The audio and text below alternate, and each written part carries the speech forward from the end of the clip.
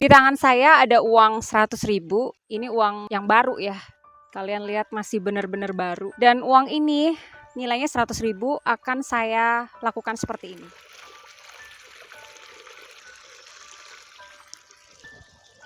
Dan uang ini menjadi kotor.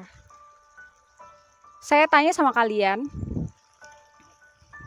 apakah uang ini yang tadinya masih baru, yang bernilai 100.000, udah kena kotoran dan udah jadi jelek seperti ini? Apakah harganya turun atau tetap 100.000? Jawabannya iya, nilainya tetap 100.000. Demikian juga dengan kehidupan kalian. Ketika kalian sudah percaya Yesus, sudah ditebus dengan darahnya, ketika kalian sudah merespon apa yang dia kerjakan di kayu salib, dan kalian percaya, kalian sudah diselamatkan, namanya tercatat di kitab kehidupan, kalian punya kehidupan yang baru. Sekalipun ketika kita tanpa sengaja ya jatuh lagi ke lubang yang sama, atau mungkin karena tarikan-tarikan dari dunia ini buat kita lemah, kemudian kita nggak sadar kita jatuh lagi ke kegelapan yang dulu yang pernah kita punya di kehidupan lama kita. Nggak segampang itu nama kita terhapus di kitab kehidupan. Nggak semudah itu Tuhan membuang kita lagi karena kita berbuat dosa. Percayalah, nilai kalian tetap sama di hadapan Tuhan, seperti uang ini. Sekalipun mungkin kalian merasa buruk, merasa jelek, merasa kotor, merasa bersalah, merasa jijik dengan kehidupan yang sudah kalian lakukan. Karena ada pertanyaan dari teman-teman, Kak, kalau saya udah percaya Yesus tapi masih melakukan dosa yang sama. Percayalah, ketika kalian ada kerinduan yang sangat dan kalian berusaha minta pertolongan Roh Kudus, baca firman Tuhan, kalian pasti bisa menang. Kalian pasti bisa meninggalkan semuanya. Setiap rasa tuduhan, seperti kata-kata intimidasi di dalam pikiran hati kalian, bahwa kalian buruk, kalian jelek, kalian gak bernilai, itu semua sebenarnya gak benar. Itu semua sebenarnya cuma rasa tuduhan aja. Karena nilai kita sebenarnya adalah seberharga darah Yesus. Karena darah Yesus tercurah bagi kita untuk menebus kita. Dan Tuhan Yesus itu adalah anak Allah. Allah mengutus anaknya sendiri untuk menebus kita. Berarti kita ini adalah seberharga anak Allah. Kita ini seberharga Yesus itu sendiri. Sehingga dia mau turun menebus Anda. Jadi setiap rasa tuduhan, setiap rasa intimidasi, lupakan semua itu dan fokus pikirkan apa yang firman katakan dalam kehidupan Anda.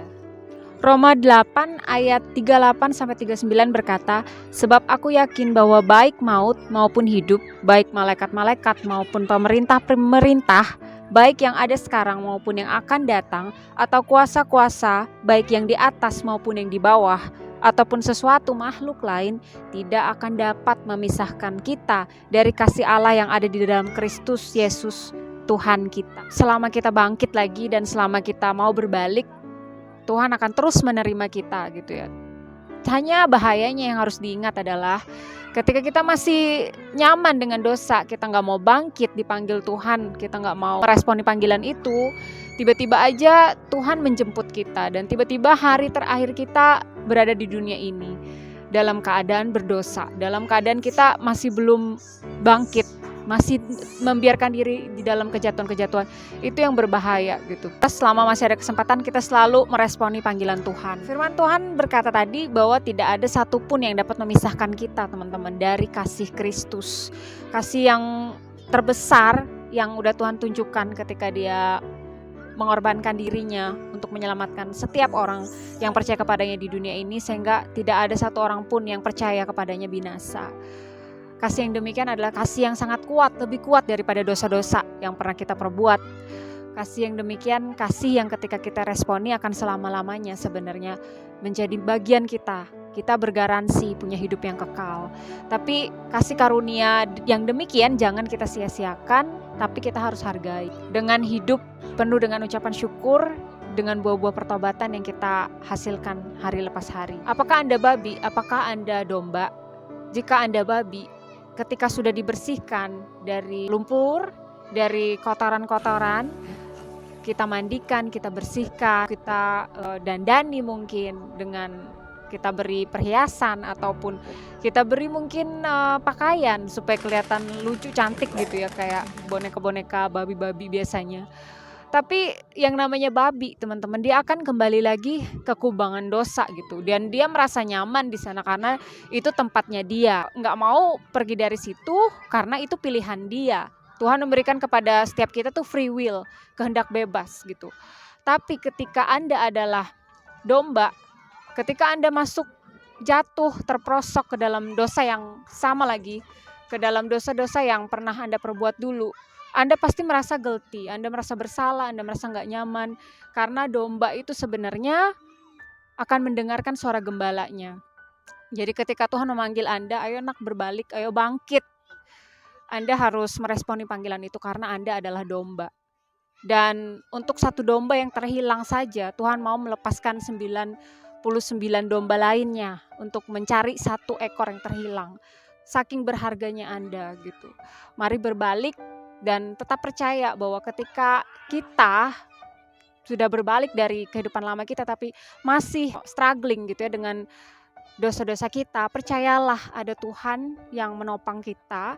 Ketika kita terjatuh, kita akan bangkit lagi dan Tuhan akan memberi kepada kita kekuatan.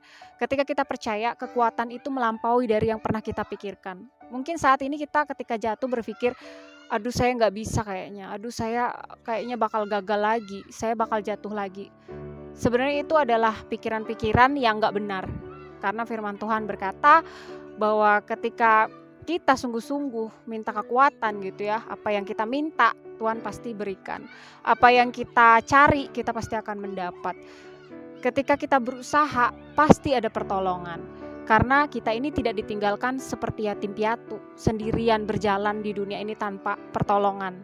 Kita bahkan dikatakan diberi roh penolong, yaitu Roh Kudus itu sendiri yang tinggal di dalam kita.